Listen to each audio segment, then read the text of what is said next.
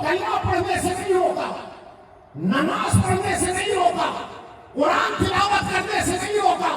ہاں روکا تو اس منزل پر ہوگا کہ ان آنسوؤں کو ٹھہراؤ، ان آنسوؤں کو روکو، ان آنسوؤں کو روکو. شاہی کو خوف آنسو کا ہے. آنسو سوال قائم کرتا ہے، آنسو غفلت کو شعور میں بدلتا ہے. جب فرد سے معاشرے کی غفلت شعور میں بدل جائے تو اسی منزل پہ کہتے ہیں نوید انقلاب سنائی دے رہی ہے. نوید انقلاب سنائی دے رہی ہے. جب تک فرد سے معاشرہ غفلت کے حجاب میں دبا ہوا ہے امکان انقلاب نہیں. لیکن جب فرد سے معاشرہ غفلت کے حجاب کو الٹ کے کیفیت شعور میں قدم رکھے گا تو امکان انقلاب سلامت رہے گا، امکان انقلاب سلامت رہے گا. شاہی نے کہا ان آنسوؤں کو روکو. آنسو نہ تیر ہے، نہ تیغ ہے، نہ تبر ہے، نہ تلوار ہے، لیکن شاہی کو خوف آنسوؤں کا ہے. شاہی کو خوف آنسوؤں کا ہے. اس لیے وہ بھی سمجھ رہے ہیں آنسو بے خبر نہیں بہاتا، باخبر بہاتا ہے.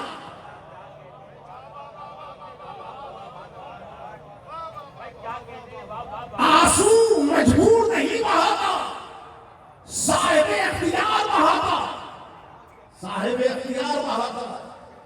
آنسو بے خبر و مجبور نہیں بہاتا، آنسو باخبر و صاحب اختیار بہاتا ہے. لیکن یہ مسئلہ دیگر ہے کہ کوئی غم دنیا میں اشک بہائے، کوئی غم دنیا میں اشک بہائے، لیکن ہم نے کبھی غم دنیا میں اشک نہیں بہایا. ہم نے کبھی غم دنیا میں اشک نہیں بہایا. دنیا فانی ہے، دنیا فانی ہے، اس کے لیے آنسو کیا بہانا. آنسو بہا کے بھی فنا ہو جاؤ، آنسو بہا کے بھی فنا ہو جاؤ گے. شے کی بقا اس میں ہے تو وہ نو کو تلاش کرے. شے کی بقا اس میں ہے تو وہ نو کو تلاش کرے. اگر شے کو نو نہ ملے تو وہ فنا ہو جاتی ہے، لیکن اگر شے کو نو مل جائے تو وہ بقا پاتی ہے، وہ بقا پاتی ہے. میں اس مکالمے کو کس طرح انتقال پذیر کروں.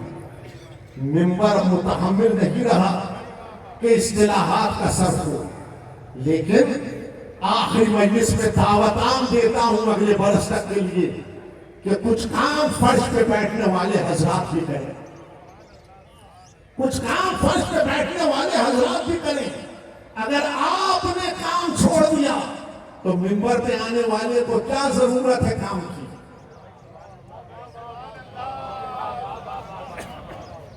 منبر پہ آنے والے کو کیا ضرورت ہے کام کی. آپ کام کریں گے تو منبر پہ آنے والا 2 گنا کام کر آئے گا.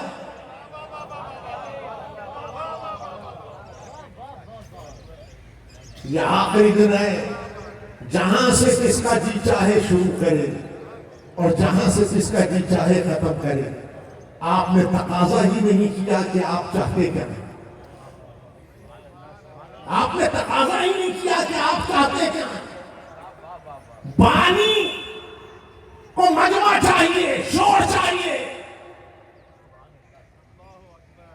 بانی کو مجمع چاہیے، شور چاہیے، اپنی واہ واہ چاہیے. مجلس شور کا نام نہیں، مجلس مجمع کا نام نہیں، مجلس مواد کا نام ہے. اگر مواد نہیں ہے تو عزیزان گرامی منبر بھی کمزور ہوگا، قوم بھی کمزور ہوگی. شاعری شروع ہوگا، خطابت مکالمے اور آزا کی شاعری کا دوسرا نام ہے. خطابت مکالمے اور آزا کی شاعری کا دوسرا نام ہے. اگر مکالمہ ہی کمزور ہے تو قوم کمزور ہے. مکالمہ مضبوط ہوا تو قوم مضبوط ہوگی، اور مکالمہ اگر آزے اور جوارے سے مماثلت نہیں رکھتا تو عزیزوں یہ ادھار ہے، کہیں سے لیا ہوا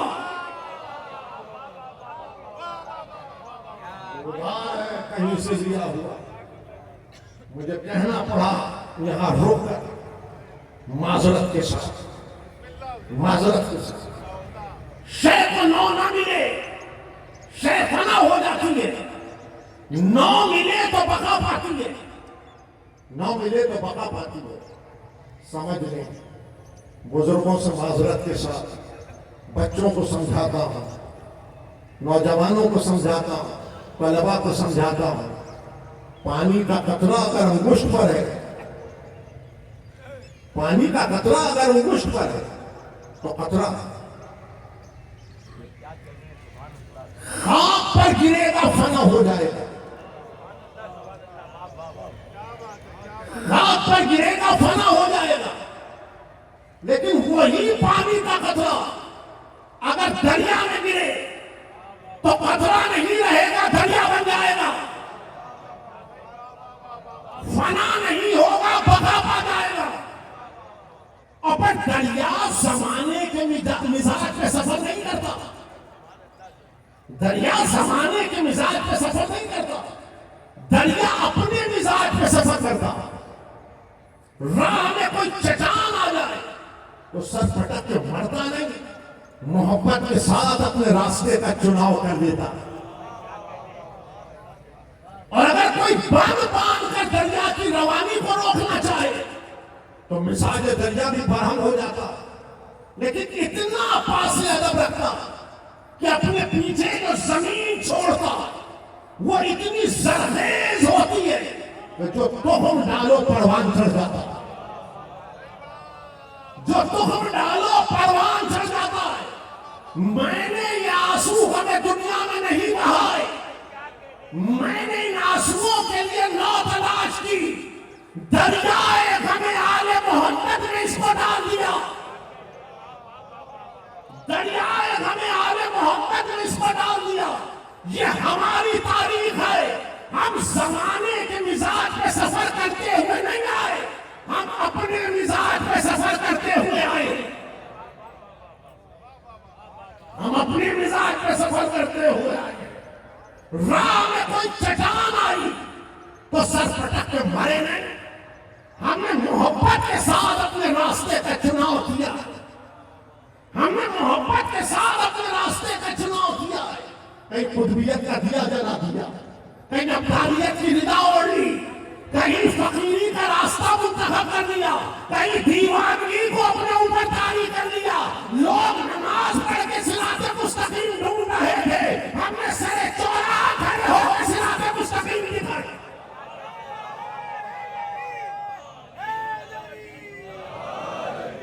لوگ سجدے کر کے جنت ڈھونڈ رہے تھے، ہم نے سر چوراہا کھڑے ہو کے جنت بانٹ دی، ہم نے سر چوراہا کھڑے ہو کے جنت بانٹ دی۔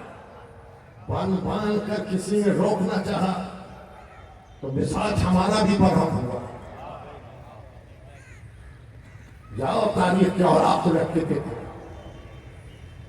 مزاج ہمارا بھی برہم ہوا، لیکن اتنا پاس ادب رکھا کہ جہل کے خس و خاشاک بہا کے لے گئے، اور اپنے پیچھے جو زمین چھوڑی وہ اتنی زرخیز تھی کہ جہاں علم و دانش کے ادارے قائم ہو گئے، جہاں علم و دانش کے ادارے قائم ہو گئے، موقع پھر کہتا ہوں نہیں ہے تفصیل میں جانے کا، وہاں ملوکیت صوفیہ کو معصوم کے مقابل پہ لا کے کھڑی کر رہی تھی، اور صوفی خانخواہوں میں گلا گھونٹ رہا تھا، اور معصوم کہہ رہا تھا کربلا نہ بھولو، کربلا نہ بھولو۔ معصوم کہہ رہا تھا کربلا آواز دباتی نہیں، آواز بلند کراتی ہے، کربلا غلام نہیں بناتی، آزاد بناتی ہے۔ صوفیت نے گلا گھونٹا تھا اور امام بارگاہوں نے گلا کھول دیا، امام بارگاہوں نے گلا کھول دیا۔ آج ان نوجوانوں سے مخاطب ہوں کہ جن کا رجحان صوفیزم کی طرف ہے، صوفیزم کو ملوکیت نے امامت کے مقابل پہ لا کے کھڑا کیا تھا، اور صوفیزم کی 3 بنیادیں یاد رکھو گے۔ پہلا اصول بادشاہ کی مخالفت نہیں کرنا. جاؤ جا کے تاریخ صوفیت دیکھو. پہلا اصول بادشاہ کی مخالفت نہیں کرنا، کیونکہ لایا ہوا اسی کا ہے. لیکن ہر آنے والا ہوشیار شجرا بادشاہوں سے نہیں ملایا، شجرا معصوم سے ملایا. سمجھ رہا تھا وہ خود باقی نہیں بچے گا تو ہم کہاں باقی بچیں گے. پہلا اصول یہ کہ بادشاہ کی مخالفت نہیں کرنا. دوسرا اصول معصوم کے قریب نہیں ہونا. تیسرا اصول نعرہ ہو حق میں رقص و سرور میں زندگی کو محو کر دو. اسے اپنی خبر نہ رہے تو کسی اور کی خبر کیا رکھے گا. اسے اپنی خبر نہ رہے تو کسی اور کی خبر کیا رکھے گا. اس کا مقابلہ دو ائمہ کی اولادوں نے قربانیاں دے کے کیا. ایک حضرت صفی اکبر امام حسن مجتبی صلوات اللہ وسلام علیہ،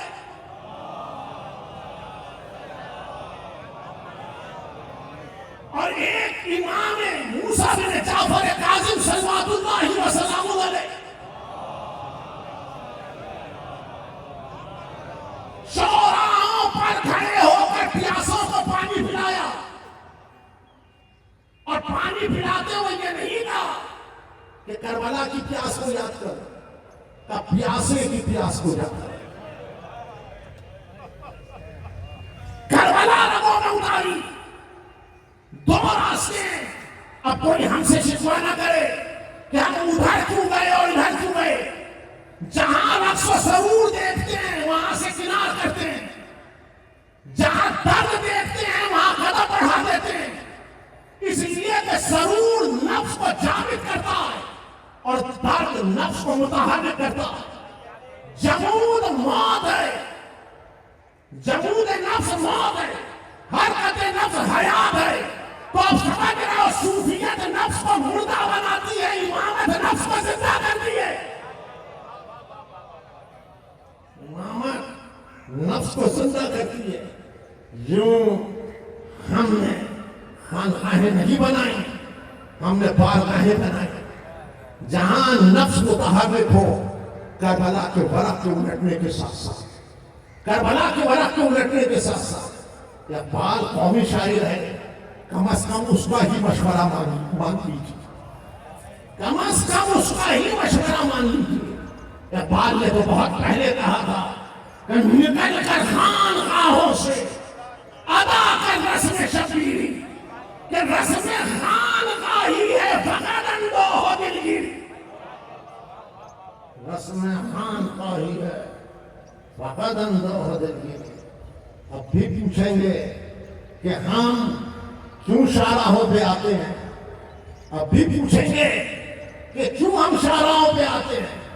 شاہراہوں پر آ کر ہم سزائے ماتم کو بلند کر کر سوئے ہوئے انسان کو جگا دیتے ہیں، سوئے ہوئے انسان کو جگا دیتے ہیں. باد کربلا علی کی بیٹی کربلا سے شام تک ایک ہی سزا دیتی چلی، حسین حسین حسین. انقلاب تو وہی پیدا ہو گیا، انقلاب تو وہی پیدا ہو گیا کہ راستے بدلو، راستے بدلو. کہیں ایسا نہ ہو کہ ملک شام جاتے جاتے تخت الٹ جائے، ملک شام جاتے جاتے تخت الٹ جائے. راستے بدل بدل کے لے کے چلے، راستے بدل بدل کے لے کے چلے. دربار میں آئے، دربار میں آئے. جتنی پھیلی ہوئی دنیا تھی سب کی نمائندگی جمع کی. وہ آل محمد کو تماشا بنانا چاہتا تھا. آل محمد کی مظلومیت نے اس کو تماشا بنا دیا، آل محمد کی مظلومیت نے اس کو تماشا بنا دیا. تو کہا ڈال دو زندان، ڈال دو زندان. در زندان پہ کھڑے ہو کر ہر شام حسین کی بچی نے کربلا سنائی. اور یہ نوشتہ سیرہ تاریخ پر رقم کر دیا کہ جب تک کربلا سنائی جائے گی امکان انقلاب سلامت رہے گا، غفلت شعور میں بدلے، سویا ہوا انسان جاگے گا، خوابیدگی بیداری میں بدلے گی۔ وہ بچی کربلا سنا سنا کے زندان میں سو گئی۔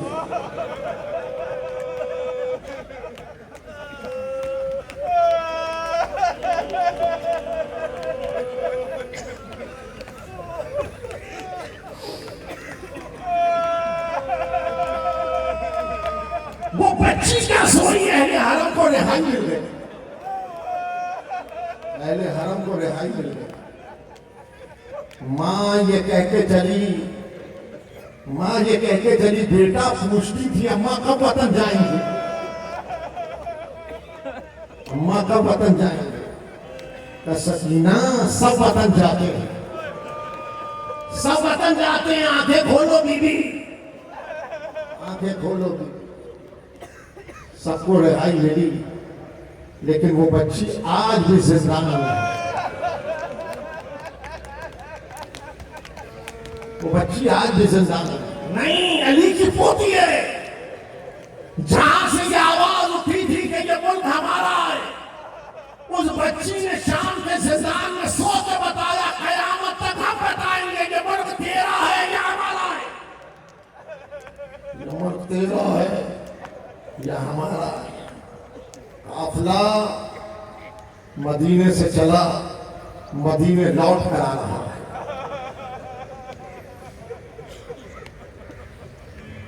بہن نے بہن کا بازو تھام کے کہا ہواؤں کی خنک یہ خبر دے رہی ہے کہ جج کا مدینہ آ گیا۔ علی کی بیٹی نے ستون محمل پہ ہاتھ مار کے کہا سید سجاد کے مدینہ آ گیا۔ کہ پھوپھی اماں مدینہ قریب ہے، پھوپھی اماں مدینہ قریب ہے۔ شہزادی نے مرثیہ پڑھا اے جج کے مدینے تو ہمارے آنے کو قبول نہ کر۔ جب ہم تجھ سے گئے تھے گودیاں بچوں سے آباد تھی، سروں پہ وارثوں کا سایہ تھا، لیکن اب یہ عالم ہے کہ گودیاں خالی ہیں، سروں پہ وارثوں کا سایہ نہیں۔ زین الامام بشیر کو میرے ناقے کے قریب بلاؤ، بشیر کے کاندھے پہ 40,000 ڈال دو، بشیر سے کہو جا کے مدینے میں خبر کر دے زینب کنبہ موئی آ رہی ہے، زینب ماں کی کمائی جنگل میں لٹا کے آ رہی ہے۔ بشیر ندا دیتا چلا، کہتا ہے کہ مدرسے کے بچوں نے میری راہ روک لی، چھوٹے چھوٹے بچوں نے راہ روک کے کہا سزا دینے والے اتنی خبر دے اونو محمد آ گئے۔ قاسم ابن حسن آ گئے۔ بشیر کہتا ہے میں نے کہا قافلہ مدینے کے باہر کھڑا ہے، سب استقبال کو جاتے ہیں، تم بھی چلو۔ آگے بڑھا، جوانوں نے راہ روکی، کہ سزا دینے والے اتنا بتا علی اکبر آ گئے، عباس آ گئے۔ میں نے یہی جواب دیا، لیکن قیامت سی قیامت تھی جب محلہ بنی ہاشم میں سزا گونجی، بیت الشرف کا دروازہ کھلا، ایک بی بی عصا کا سہارا لیے دہڑی پر آئی، راہ روک کے کہنے لگی سزا دینے والے اتنا بتا میرے بابا حسین آ گئے۔ میں کچھ کہہ نہ سکا، میں نے کہا بی بی تیرا کنبہ مدینے کے باہر ہوتا، سب استقبال کو جاتے ہیں، آپ بھی چلیے۔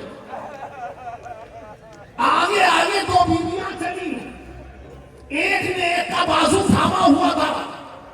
جب قافلہ آل محمد کے قریب یہ اہل مدینہ کا قافلہ پہنچا، زین و لبا کمر کو تھام کے کھڑے ہوئے، چند قدم آگے بڑھے اور آگے بڑھتے ہوئے کہا دادی اماں سلام لو۔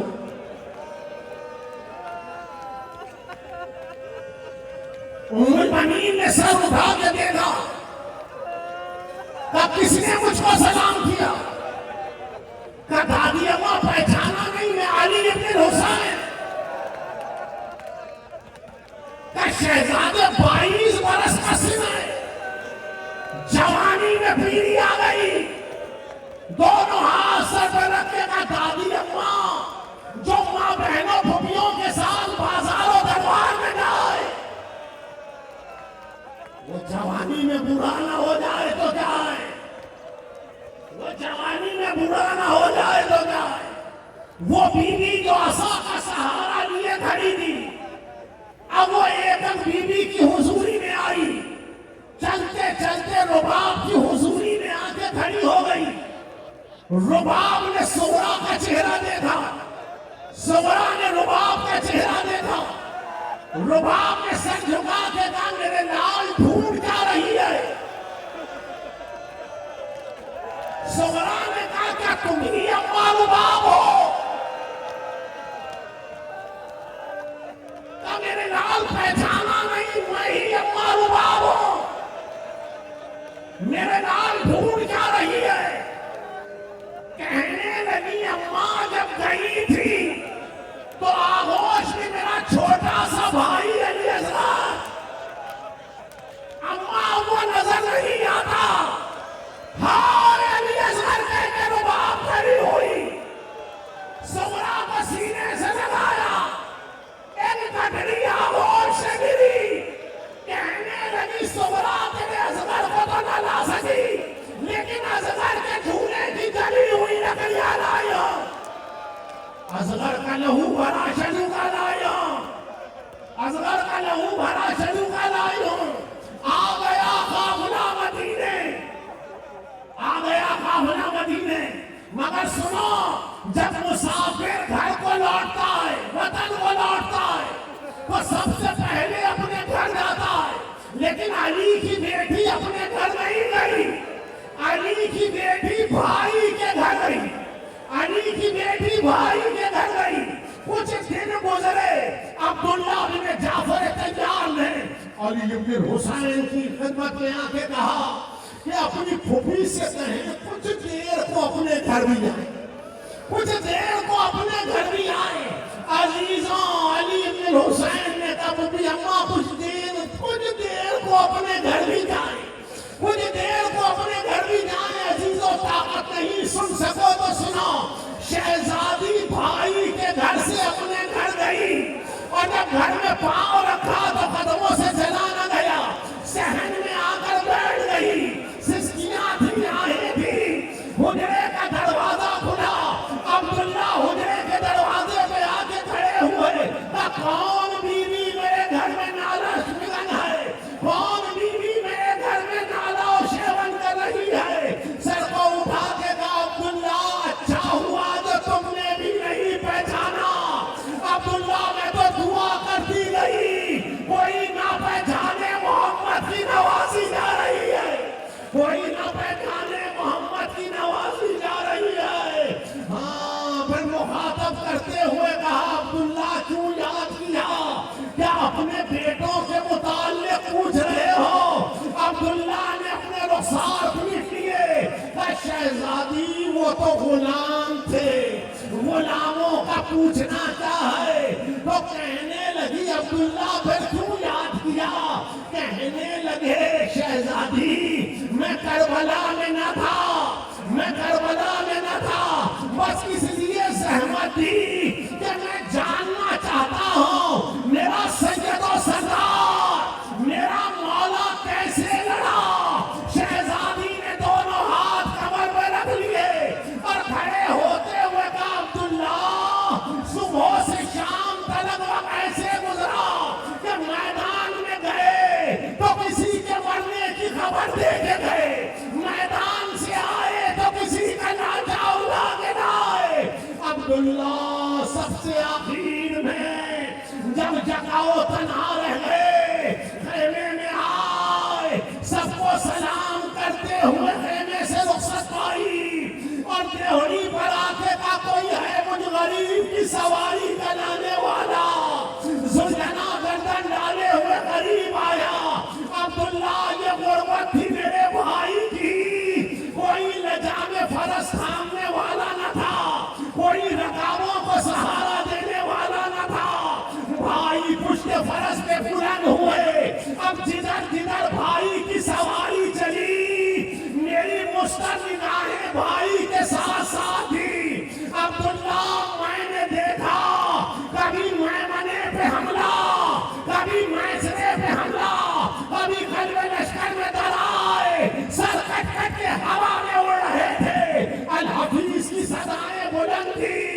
عبداللہ میں تنہا درے خیمہ پہ کھڑی ہوئی بھائی کو داد شجاعت دے رہی تھی، بھائی کو داد شجاعت دے رہی تھی۔ عبداللہ آفتاب ڈوب رہا تھا، بھائی مجھ کو نظر نہ آیا۔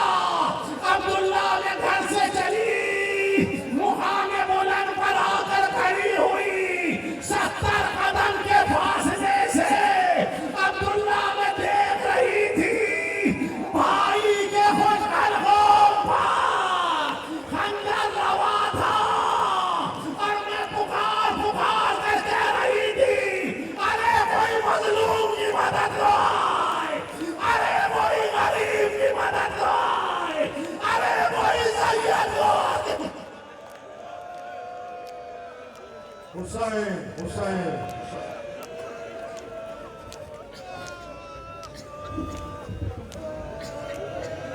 جب اہل حرم آئے مدینے میں پلٹ کر، جب اہل حرم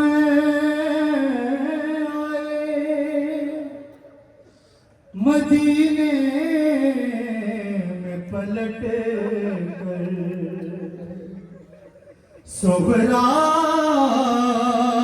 سے کہا ثانیہ